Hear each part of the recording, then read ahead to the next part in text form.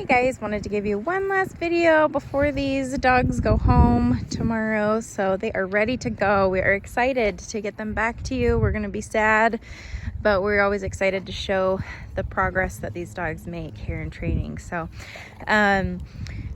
what we're working on is just some basic obedience drills. So we like to get these dogs out on a walk every day. We just walked from my house over to the church. There's a church parking lot right here. And we're just working on all of the skills that they know, keeping them sharp. So a lot of people wait to use the training until they need it, but I like to use the training just all the time because it promotes a really good mindset. So right now, Blue's holding a sit stay. Charlie's working on heel. Just working off of each other's energies is really good. Having them stay in a position when the other dog's doing something that they're interested in, they want to do as well. So just working together, but also individually is really good. So this is the heel position. Dogs should always be on the left-hand side of us in that heel. Their shoulder should not go past our leg. So if Charlie were out of heel position, what we're gonna do is use a little bit of that training collar, get her back in position, and have her get into position, not us getting into position. So really good. We're able to make left-hand turns, right-hand turns. She can speed up, slow down, but she's got to stay with us. So some other things, we work on obedience drills. So everything right here is implied. So this is a sit.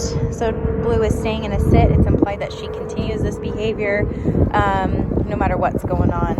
At any point, I can release her by saying, "Okay, Blue, good girl," and just getting her out. And I can also just put her into another position, like a heel, have her heel with me. So these are slip leads. I'm going to send them home with you guys.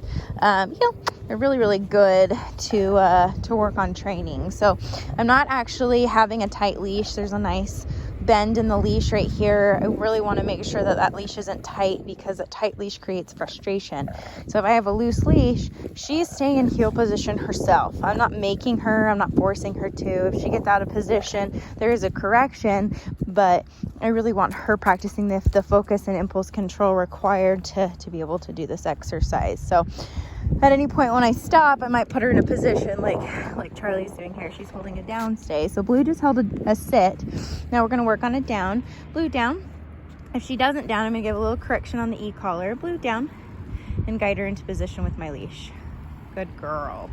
Good. So this is an implied stay. So if she gets up for whatever reason, I'm going to make sure that she goes back to the same spot and downs right here. And I'll show you how to do that tomorrow in our go home session. So I should be able to drop the leash. For safety, I like to step on it just because we are on a busier road, but she's able to hold this command with distractions and things like that. So really good. You can tell she gets a little bit worried about where Charlie's going, but we've worked on a lot of impulse control with Blue when Charlie's out, just so that she understands it's okay, buddy, we got this. You don't have to be worried all the time where Charlie's at. So it's a very insecure behavior from her part to be constantly worried about where Charlie is, and so we want to make sure that we're not allowing her to get super worked up and vice versa.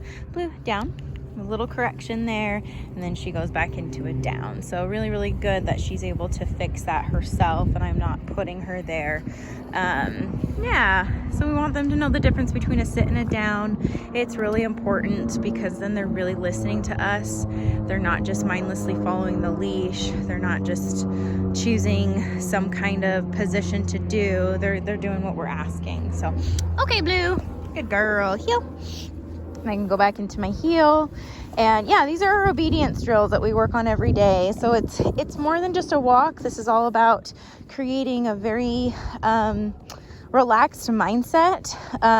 It's happy. Blue's tail will wag and is up, and same with Charlie's, and we want them to be happy to do the obedience, but we also want to make sure that we're not just practicing it when the distractions present themselves, that we're practicing it all the time, and so that they build up those skills.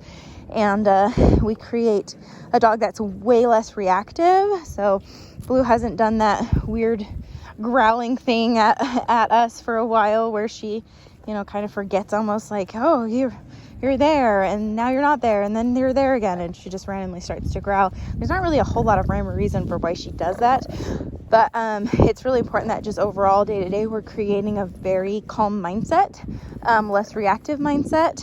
And yeah, same with Charlie too. So being less reactive at the door, you know, on walks when there's other dogs.